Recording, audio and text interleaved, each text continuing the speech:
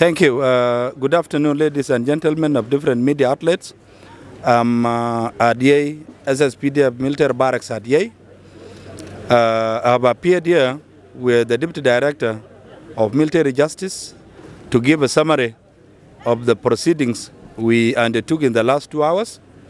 Basically, we had a general court-martial that was sent to Yei in May. They sat here for a month looking into cases.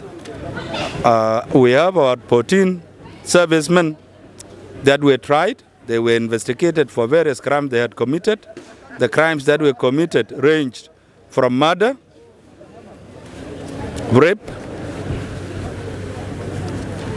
sexual harassment, and crimes of military nature. This general court-martial was called and was formed at the request of the community, at the request of the commanding officer who is on my right, and with support and initiative from the general headquarters. Today, at the back here, these servicemen you are seeing in a different type of uniform. They are own servicemen that were committed of the crimes that I have told you. The highest received imprisonment of 10 years, followed by his colleague who will serve for 7 years in jail. Others will serve 5, and then the last one will serve for about a year. So we are having those who had been convicted for murder, rape, sexual harassment. We also had acquittals. 2 were acquitted for lack of evidence. Then we are also having compensations that were paid to the victims. The highest amount of money was 500,000, if I'm not wrong. There were also compensations that were paid to the government because at some stage the government was aggrieved through loss of rifles, and I'm happy to announce to you that they have received the highest penalty for loss of rifle. And you know what?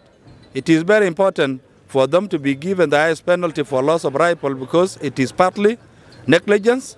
Secondly, we are under arms embargo. We are not able to purchase new arms or new armaments for our security forces, and therefore it is a very great mistake for a serviceman or a woman to lose his personal rifle as a result of negligence, bearing in mind that we are under sanctions. Today we have concluded this process, and it is our resolve to fight immunity.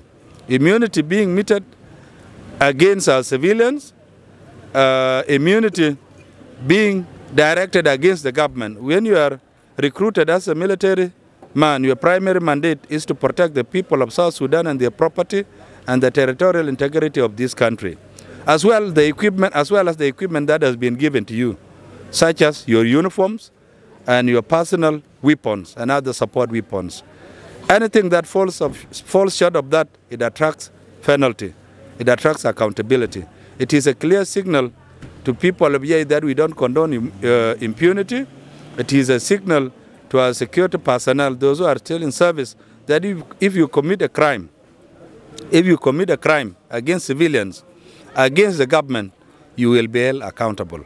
And today we say thank you to everyone that took part in the process, that it is because of our collective efforts that we have brought this exercise to a successful conclusion. Once again, thank you to the commanding officer, Brigadier General John Lwal, for his work in ensuring that justice is delivered. Thank you very much to Deputy Director for Military Justice, for working day in, day out to ensure that justice is delivered to the victims of crimes in Greater Yei County. Thank you very much. I would like to give you an opportunity if you have any questions. For more details, we have the summary of court proceedings. We can go and avail the papers to you. How many have been convicted for rape?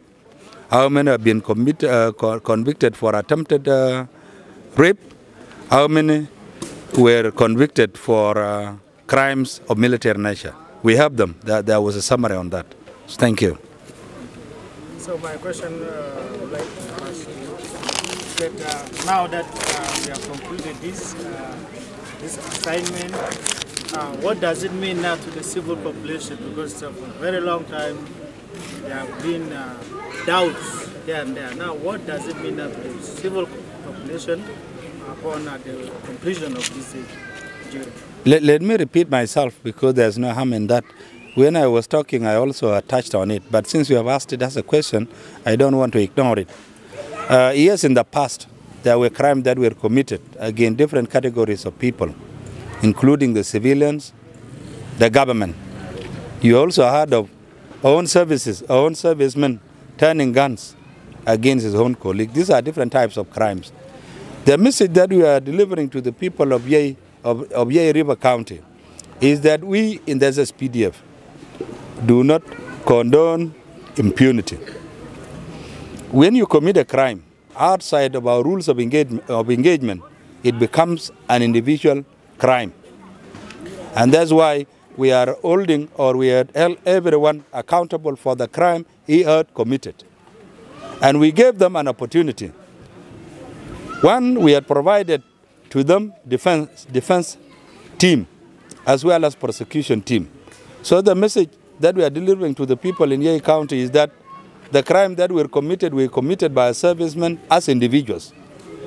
We took note of the crime they had committed, and today we have held them accountable in Yei, so that you are a witness. If you could see, there were a good representation of traditional chiefs, members of the public that were around to witness with their own eyes the announcement of verdicts against each person that was convicted. So it is a message that they have committed crime here in Yei, they have been convicted here in Yei, they will serve their terms where it is possible here in Yei. Where it is not possible, we transport them to Juba maximum prison. It is also a message to our soldiers that you are not above the law. You commit a crime outside of our rules of engagement, you will be personally held accountable. And this is exactly what we have just done.